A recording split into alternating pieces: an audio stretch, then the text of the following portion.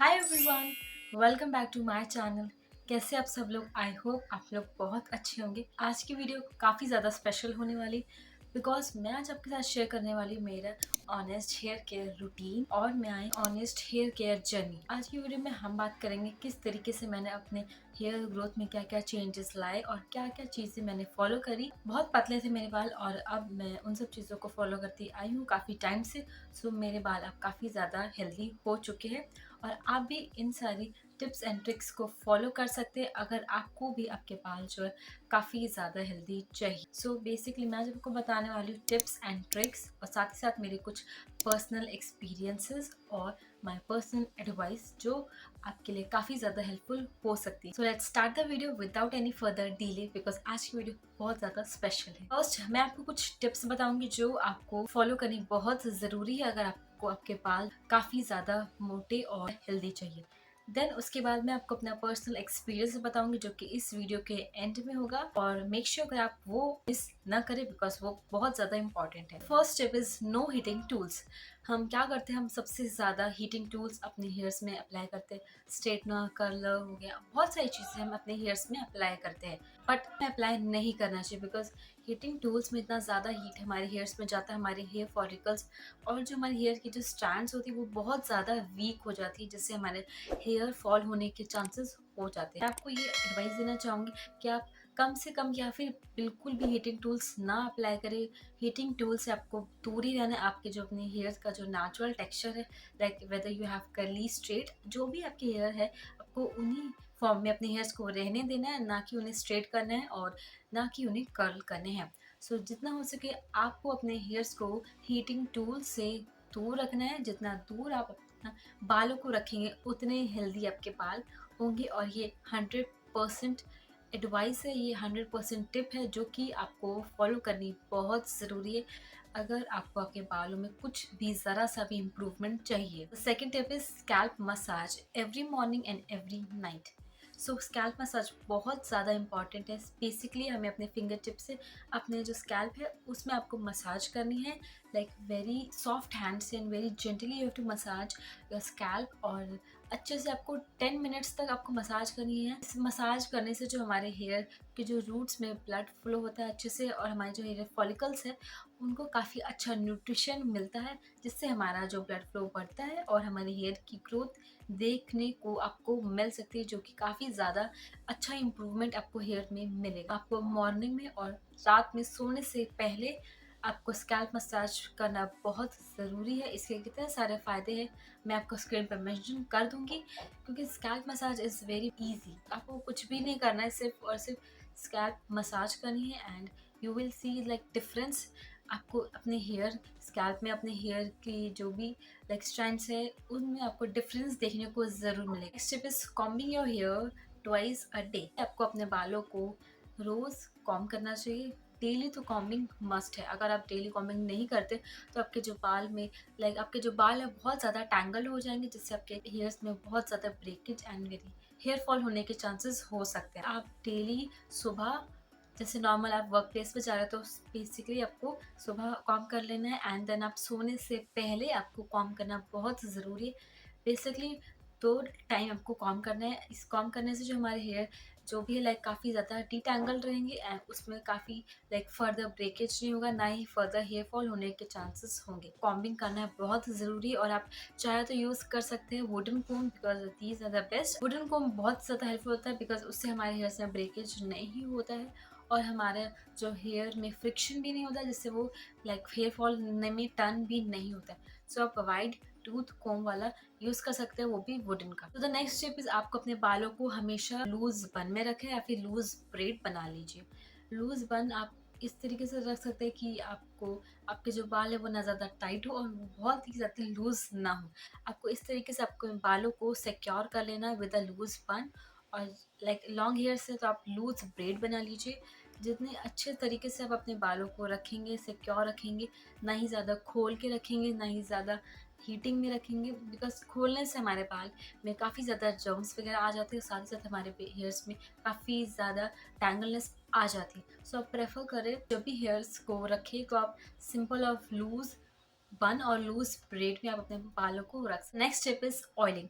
Oiling is very important. अगर अपने बालों को ऑयल नहीं करते तो आपके बाल जो है ना ही वो शाइनी रहेंगे, ना ही वो सॉफ्ट रहेंगे, ना ही वो सिल्की रहेंगे, और आपके जो हेयर फॉल है वो बढ़ता ही चला जाएगा।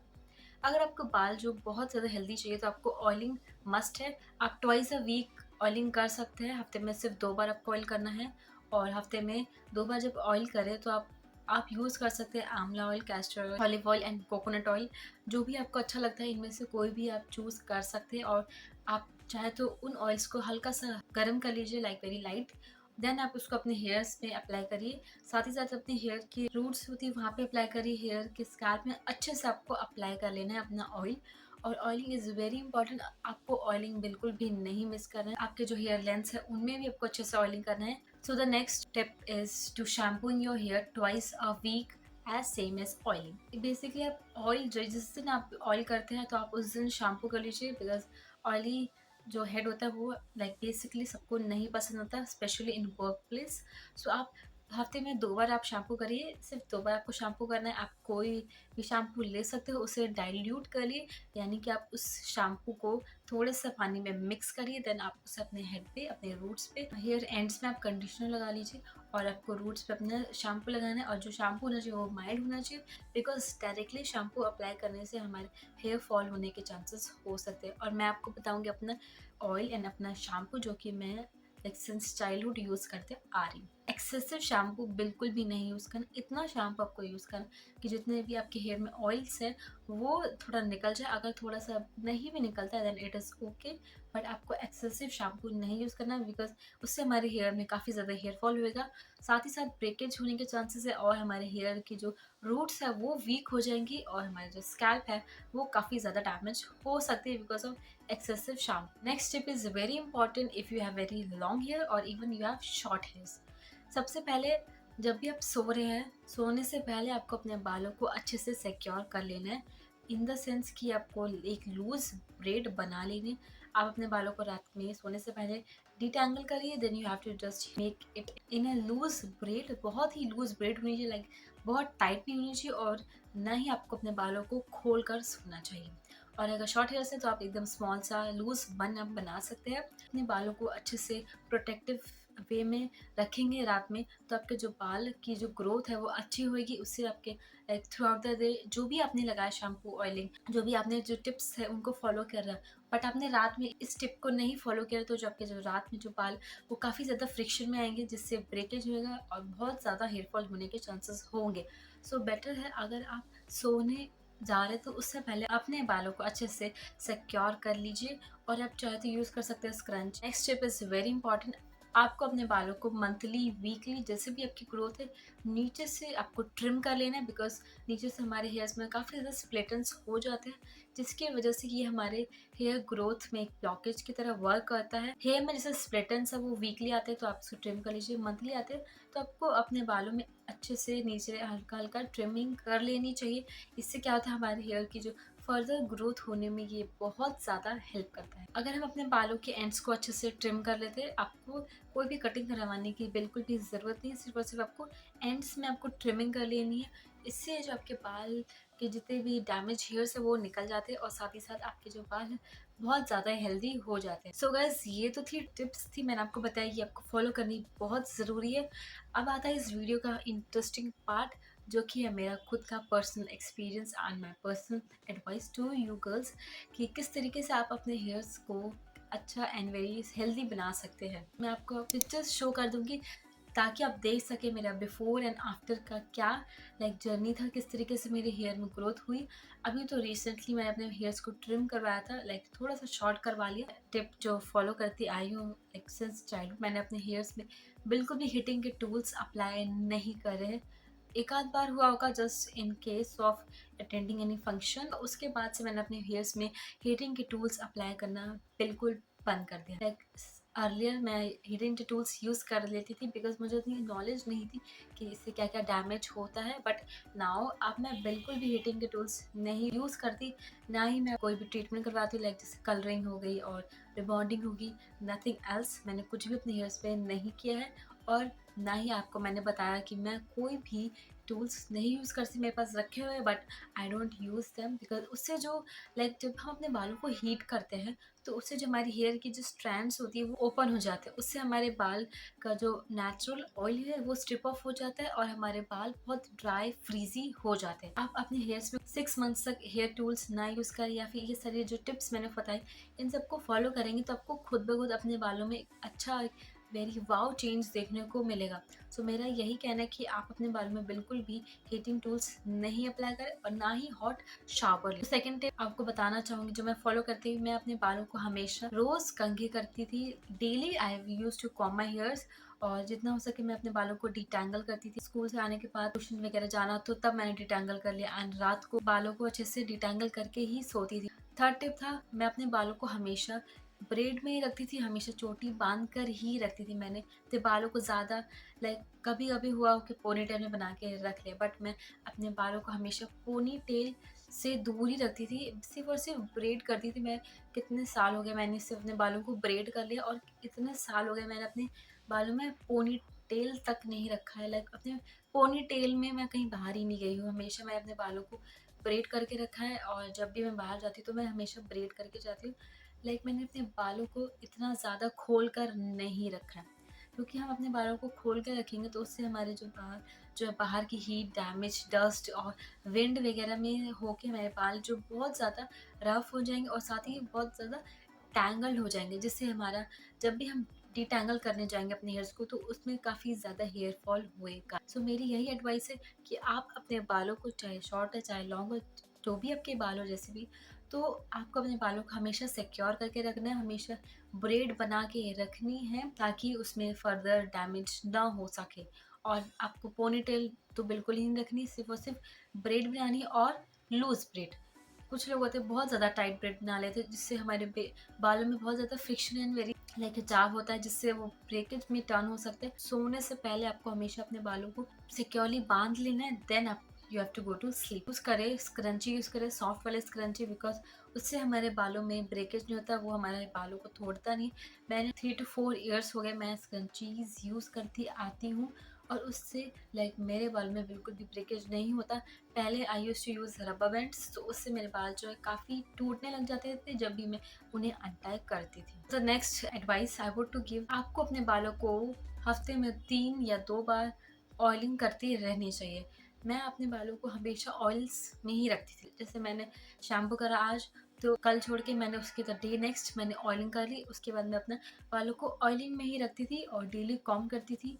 बेसिकली ये कहना है कि आपको अपने बालों को विदाउट ऑयलिंग से ज़्यादा ऑयलिंग में रखना बहुत ज़रूरी है।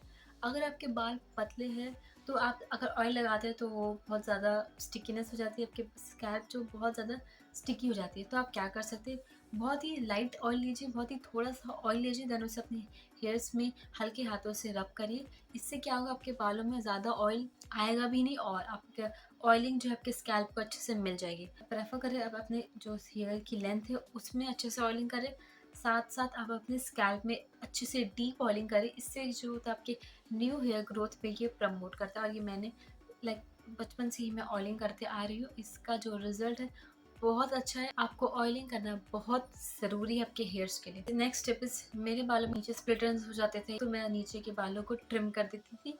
इससे जो मेरे बाल हैं थोड़े से सेव हो जाते हैं, जिससे मेरे बालों को और डैमेज नहीं होता। ये वाला टिप बहुत इंपॉर्टेंट है। जब भी आप सोए तो अपने बालों में ब्रेड करके उन्हें अच्छे से सिक्योर करें, then you go to sleep. मैं अपने बालों को बिल्कुल भी खोल के नहीं रखती थी, जैसे मैंने आपको बताया जब भी मैं बाहर जाती थी देन तब भी मैं अपने बालों को ब्रेड में ही रखती थी। This tip is very important. हमें कौन सा मैं कौन सा शैम्पू यूज़ करती थी, कौन सी ऑयल मैं यूज़ करती थी। सो बेसिकली फर्स्ट स्टार्टिंग से स्टार्ट करते हैं। पहले मैं यूज़ करती थी आई थिंक ट्रेसेमे यूज़ करती थी, देन उसके बाद डव शैम्पू यूज़ किया था बिकॉज उसका थोड़ा था कि हाँ यूज़ करने से काफ़ी अच्छा होता है। उसका मैंने हेयर फॉल वाला शैम्पू यूज़ किया था, कुछ मंथ्स तक मैंने यूज़ किया। जब मेरा हेयर फॉल रुक गया उससे तो मैंने उसको हटा दिया बिकॉज वो हेयर फॉल वाला था। अगर मैं उसी को यूज़ करती रहती तो मेरा हेयर फॉल और होने लग जाता। उसको हटाने के बाद मैंने जो शैम्पू यूज़ किया वो था सनसिल्क शैम्पू यूज़ करती आई हूँ बिकॉज वो मेरे बालों में सूट कर गया है एज शायद आपके बालों में ना करे या आपके बालों में करे, आपको टेस्ट एंड ट्रिक्स करके अपने बालों में देखना है कि आपको कौन सा शैम्पू सूट कर रहा है, कौन सा नहीं कर रहा है, किससे हेयर फॉल हो रहा है, किससे हेयर फॉल नहीं हो रहा है। ये सारी चीज़ें जो है आपको ट्रैक करती रहनी चाहिए। सो अभी मैं तो यूज़ कर रही हूँ सनसिल्क शैम्पू यूज़ कर रही हूँ। ऑयलिंग मैं पहले मैं यूज़ करती थी सरसों का तेल मैं लगाती थी, देन उसके बाद I switch to coconut oil, तो वो भी मुझे सूट नहीं करा। देन उसके बाद करंटली आई एम यूजिंग आंवला ऑयल और साथ में आमंड ऑयल। इन दोनों में से जो मुझे सही लगता है मैं यूज़ करती हूँ। आंवला ऑयल जो है बहुत ज़्यादा अच्छा है, उससे काफ़ी सारे बेनिफिट्स होते हैं, तो आप वो वाला यूज़ कर सकते हैं और आलमंड ऑयल ये भी यूज़ कर सकते हैं। इसलिए मैंने आपको बताया कि मैं कौन सी ऑयल और कौन सा शैम्पू यूज़ करती हूँ, और ये बहुत ज़्यादा हेल्पफुल होगा अगर आपने इन सारी tips and tricks plus my personal experience को अच्छे से ध्यान में रखते हुए अपनी सारी चीज़ों को फॉलो किया। और साथ ही साथ आपको अपनी डाइट भी बहुत अच्छी रखनी है, उसमें न्यूट्रिशंस होने चाहिए, न्यूट्रिशनल एलिमेंट्स होने चाहिए, नट्स होने चाहिए, फ्रूट्स होने चाहिए, वेजिटेबल्स होनी चाहिए, और आपको अपना मेंटेन करके रखना है अपनी हेल्थ को, एक्सरसाइज करते रहना है। You have to just away from the stress. Stress is major factor for the hair fall, so आपको स्ट्रेस से बिल्कुल दूर रहना। You have to just do a meditation, smile and do whatever you feel like. इससे आपके जो बालों की जो ग्रोथ होगी काफ़ी ज़्यादा अच्छी होगी, इम्प्रूवमेंट आपको देखने को मिलेगा। So guys that's all for today's video. कैसी लगी आपको मेरी हेयर ग्रोथ जर्नी? अच्छी लगी हो देन प्लीज़ इस वीडियो को लाइक करिए, शेयर करिए और मेरे चैनल को सब्सक्राइब करिए। और अगर आपको कुछ क्वेरी है then please let me know in the comment section. अब हम मिलते हैं एक और नई अच्छी सी वीडियो में। Till then you please take care and bye bye.